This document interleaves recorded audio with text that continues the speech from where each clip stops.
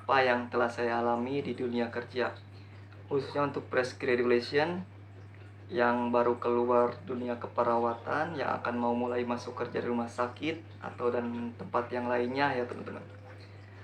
Apa sih yang harus kalian perhatikan, apa sih yang harus kita perhatikan ketika kita akan mulai kerja? Ini tentang pengalaman yang saya alami ya teman-teman.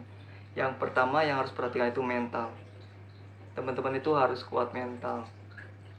Karena di dunia kerja kita akan siap dikomplain pasien, kemudian menghadapi sikap-sikap senior, ada yang baik, ada yang aneh, dan yang lain sebagainya. Terus yang ketiga, dimarahi dokter. Itu semua teman-teman harus siap menghadapi itu semua ya teman-teman. Karena yang saya alami juga seperti itu. Kalau misal teman-teman semua tidak mentalnya kekuat lah, misal teman-teman pasti akan merasa down, gampang mengeluh, kerja terasa capek. Pokoknya teman-teman itu pengen resign lah dari situ. Karena saya juga pernah mengalami lah.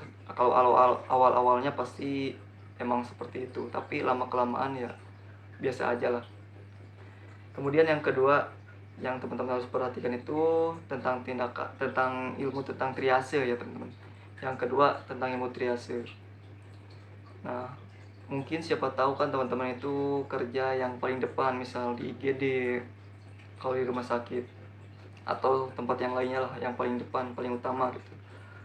Karena triase ini kita bisa menilai mana yang harus diprioritaskan, mana yang gawat darurat, atau pokoknya teman-teman itu harus paham tentang triase. Meskipun di sini saya sedang belajar juga ya teman-teman, tapi minimal pahamlah tentang triase. Kemudian yang ketiga ya maaf teman. Yang ketiga itu IWS. Yang harus diperhatikan itu IWS. IWS ini sama hal dengan triase. Namun IWS ini biasanya menilai itu lebih ke tanda-tanda vital sih teman-teman. Misal tensi, nadi. Pokoknya yang kayak seperti itu, kayak gitu ya teman-teman. Biasanya IWS ini digunakan di ruangan sih, rawat inap. Karena kalau di IGD itu kan memakai triase dan pasien langsung naik ke atas. Dan 24 jam itu selama di perawat inap, makanya pakai IWS biasanya. Minimal teman-teman paham itu ya teman-teman. Kemudian yang ke berapa? 4 ya. Yang keempat itu tentang ilmu BHD. Nah, BHD ini kan biasanya teman-teman semua kan dilatih dengan BTCLS, sekarang wajib BTCLS. Nah, minimal kita tahulah bagaimana menghadapi pasien yang penurunan kesadaran lah, tiba-tiba tidak ada nadi, tidak ada. Pokoknya teman-teman harus minimal siap. Meskipun di rawat inap ada kode blue, tapi minimal kita juga bisa biar kita siap ya teman-teman. Tapi lebih ini lagi, beruntung lagi kalau teman-teman di IGD atau di ICU, pasti teman-teman pasti sering melakukan itu. Kemudian yang kelima tentang SPO tindakan. Nah, kenapa kita harus paham dengan SPO tindakan? Misal kita pasang infus, yang minimal kita tahulah SPO-nya, meskipun kita tidak bisa pasang infus, belum lancar lah pasang infus. Sama saya juga belum lancar lah, lagi belajar. Minimal kita tahu SPO-nya, biar kita bisa melakukan tindakan sesuai dengan SPO ya. Terus kita aman, pasien juga aman. Pokoknya itu. Meskipun SPO di rumah sakit dan di kampus itu beda, tapi lah minimal kita tahu lah.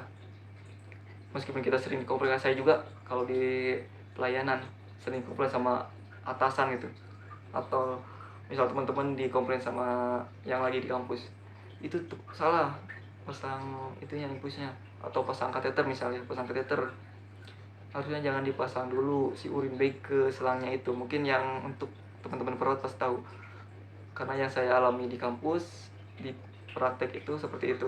Misal selang infus yang sterilnya itu tidak boleh dipasang dulu ke urin bag kalau di teori kampus. Tapi kalau di lapangan itu, kalau teman-teman memakai teori seperti itu, teman-teman pasti kateter. Karena apa? Kalau misal si selang kencingnya udah masuk, pasti si urinnya itu pasti keluar banyak tuh, pasti teman-teman kateter lah. Nah, itu yang teman-teman harus perhatikan. Kemudian yang berapa teh? Mental, triase, kemudian IWS, BHD, terus SPO. Oh, kemudian yang keenam. Kita yang keenam itu menghitung obat ya. Teman-teman harus bisa ya, harus memahami lah minimal. Saya juga lagi belajar juga sama memahami cara menghitung obat injeksi, infus. Pokoknya teman itu harus tahu lah cara berapa cc yang harus diberikan. Kemudian yang selanjutnya sih, yang lainnya teman-teman bisa nyusul sih. Karena kalau di lapangan itu ilmu yang belum kita dapati, pasti di lapangan pasti banyak ilmu yang kita dapati ya. Dan misal pasang infus, meskipun sekarang tidak bisa pasang infus, kalau di lapangan semakin kita sering semakin bisa. Pokoknya teman-teman itu harus percaya diri ya, percaya diri, kuatkan mental, intinya kuatkan mental. Mungkin seputar itu aja ya yang teman-teman harus perhatikan itu sebelum masuk kerja. Oh iya teman-teman, kalau teman-teman ada tambahan bisa kasih di kolom komentar di sini ya. Mungkin segitulah video dari saya. Terima kasih.